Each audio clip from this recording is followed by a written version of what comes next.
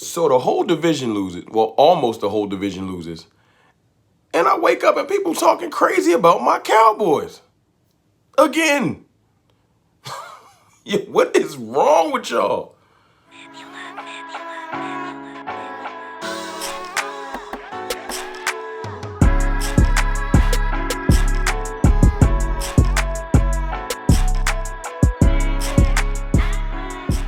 What's good, people? Mr. Rome, Cowboys fan talk, right back like I never left.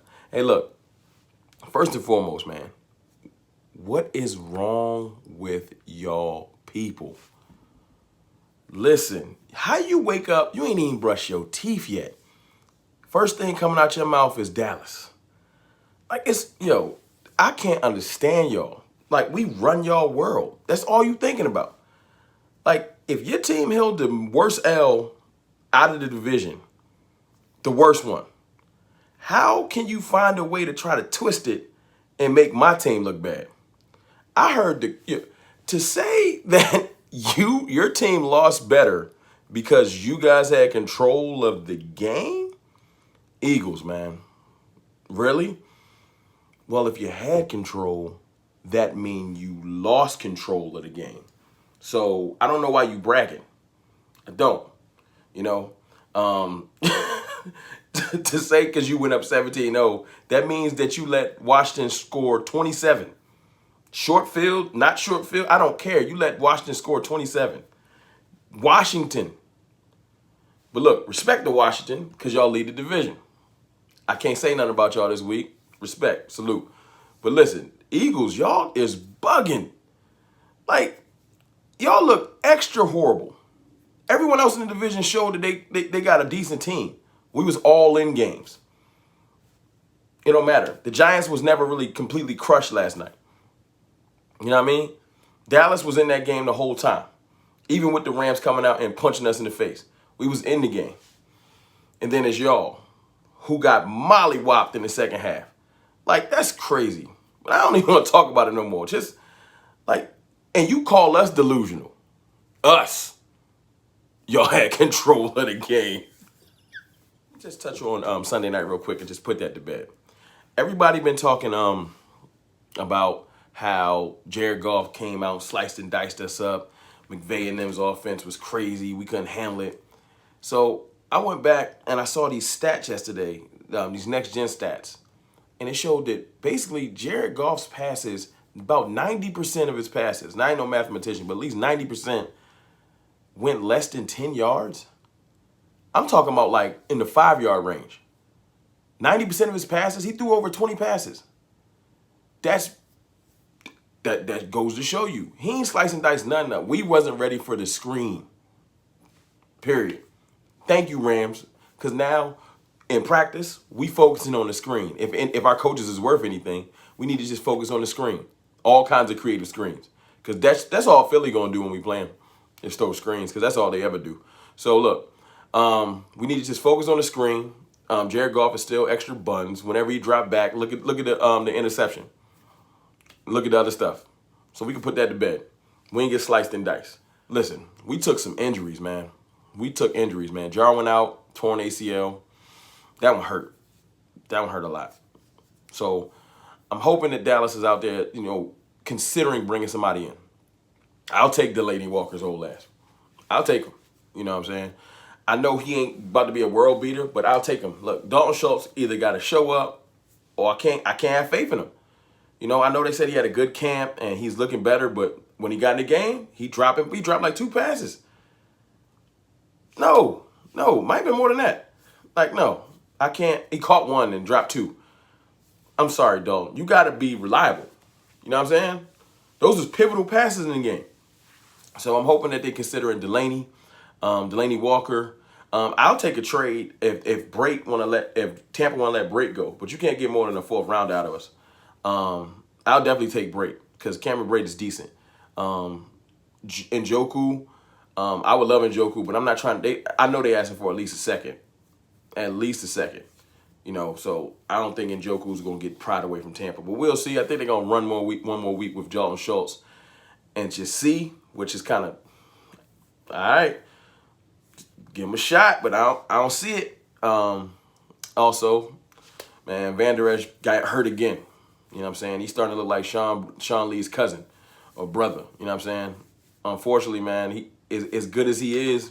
He can't stay on the field. You can't be nice if you ain't on the field. So he got a clean break, they said. So he'll be back this season.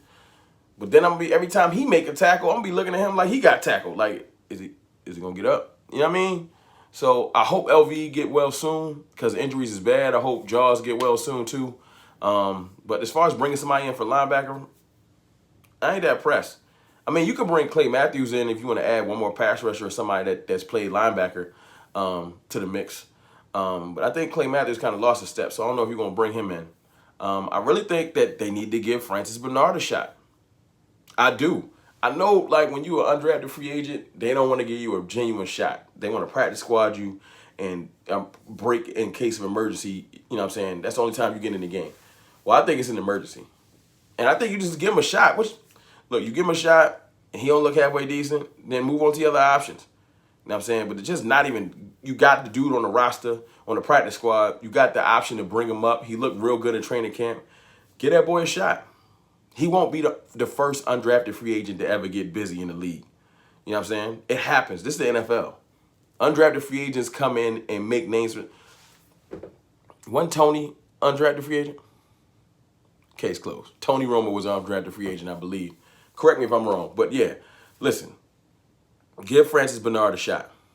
Give him a shot. So Coach basically came out and said, the honeymoon is over. You damn right the honeymoon over. We on 1-1. Now look, fun fact. Last 7 to 8 years, we started 0-1. We made the playoffs. So that's dope. But this ain't no fairy tale, man. You can't just be saying, well, since we lost, we definitely going to the playoffs.